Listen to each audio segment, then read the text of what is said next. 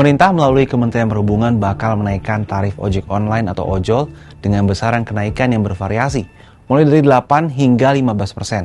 Aturannya pun tengah difinalisasi agar bisa segera dituangkan dalam regulasi resmi. Lantas, apa yang akan terjadi selanjutnya? Apakah ide ini akan berjalan mulus atau justru jadi blunder yang berbahaya? Rencana kenaikan tarif ojol ini disampaikan oleh Direktur Jenderal Perhubungan Darat Kementerian Perhubungan, Aan Suhana, dalam rapat kerja bersama Komisi 5 DPR di Kompleks Parlemen Senayan, Jakarta Pusat, Senin 30 Juni 2025. Aan menyebut rencana perubahan tarif tersebut sudah tahap final setelah dikaji. Ia menyampaikan besaran kenaikan tarif berbeda sesuai dengan zona. Zona 1 meliputi Sumatera, Jawa, selain Jakarta, Bogor, Depok, Tangerang, Bekasi, dan Bali. Zona 2 meliputi Jakarta, Bogor, Depok, Tangerang, dan Bekasi. Zona 3 meliputi Kalimantan, Sulawesi, Nusa Tenggara, Maluku, Papua, dan sekitarnya.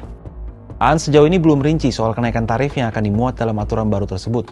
Aan menyebut semua masih disiapkan dan dikomunikasikan dengan beberapa pihak terkait.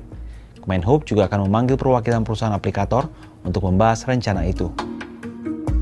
Meski demikian, klaim yang disampaikan oleh Kementerian Perhubungan ini seakan berlawanan dengan yang disampaikan oleh Wakil Ketua Komisi 5 DPR Saiful Huda.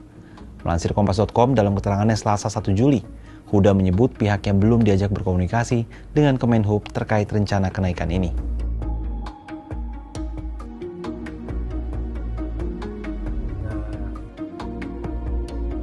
Meski ditanggapi positif oleh pengemudi ojol, namun sejumlah pihak menilai kenaikan tarif ini justru akan membuat penumpang beralih ke kendaraan pribadi.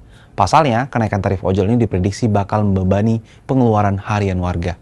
Misalnya, yang sebelumnya hanya menghabiskan sekitar Rp30.000 per hari, kini bisa mencapai Rp40.000 hingga Rp50.000.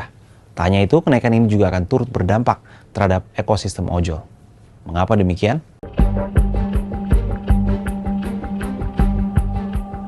Melansir Kontan, Direktur Research Institute of Socio-Economic Development atau Riset Fajar Rahmat menyebut bahwa lonjakan tarif berisiko menciptakan ketimpangan kepentingan antara konsumen, mitra pengemudi, dan perusahaan aplikator. Fajar menjelaskan bahwa dari sisi konsumen, penyesuaian tarif ini bisa menurunkan frekuensi penggunaan ojol, khususnya untuk kebutuhan harian seperti berangkat kerja atau ke kampus. Sementara itu dari sudut pandang pengemudi, kenaikan tarif bisa meningkatkan pendapatan, tapi sangat bergantung pada kestabilan permintaan. Tak hanya konsumen dan pengemudi, perusahaan aplikasi transportasi daring juga disebut akan menghadapi tekanan adaptasi terhadap perubahan tarif. Volume transaksi yang menurun bisa berdampak pada margin keuntungan mereka. Menurutnya, jika tidak dikaji secara proporsional, kebijakan ini bisa menjadi kontraproduktif dan memperlambat pertumbuhan ekosistem ekonomi digital yang selama ini bertumpu pada layanan transportasi online. Kenaikan tarif ojol memang seperti buah si malakama. Di satu sisi, berpotensi meningkatkan kesejahteraan pengemudi. Namun di sisi lain, mengancam loyalitas pelanggan dan stabilitas ekosistem digital secara keseluruhan. Lantas, bagaimana pemerintah akan menyeimbangkan kepentingan berbagai pihak agar kebijakan ini tidak justru memukul mundur geliat ekonomi digital di Indonesia?